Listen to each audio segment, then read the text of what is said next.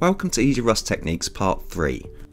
In this tutorial we're going to be adding texture to our piece before we paint. You can see this piece I'm showing you now is a bit more complex than what we're going to be doing today, but you can see the texture's already been put on before I added the paint. In this tutorial I'm going to use a medium called texture sand paste. This is in the media range and it's a very fine texture. Now I'm going to apply it with my finger to this piece of chipboard that I've embossed. I'm just steadily working this into all the texture, just a very thin layer for this technique.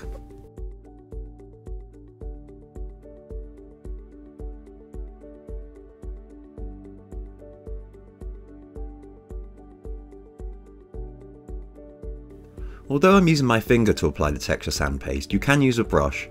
This is a stipple brush. Make sure it's a brush that you don't care too much about, as the texture sand can be quite tough on brushes.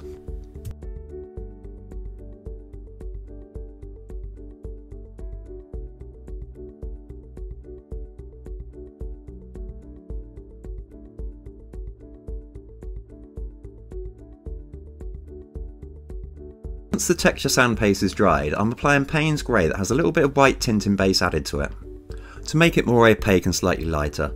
If you want to see this being mixed, please refer to part 2 of this series.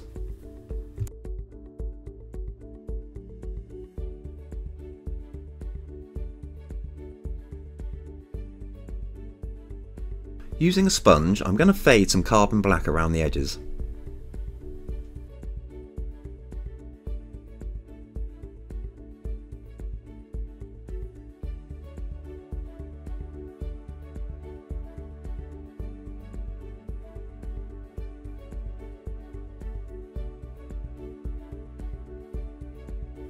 The next colour to be used is Payne's Grey.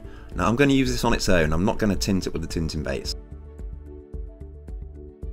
Now you only need a small amount of the Payne's Grey, and I'm going to add a little bit of water to it to make more of a wash, and apply this over the base colour once it's dried.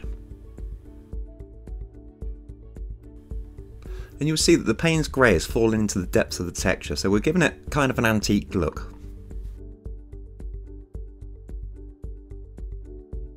Once the wash of Payne's Grey is dry, I'm going to add one coat of quinacridone gold.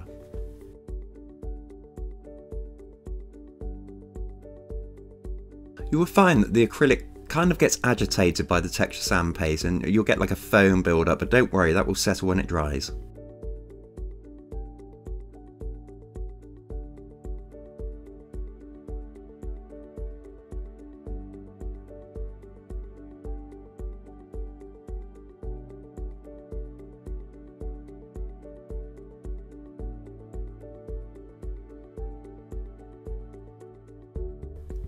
I've given this piece a coat of the ultra matte varnish. Absolutely fine how it is. You could also use the graphite pencil method on top of this as well.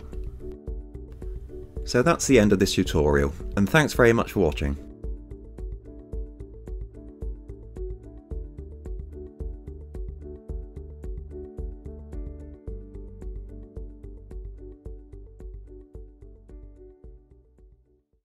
For more information about the media range, please visit Deco-Art.com.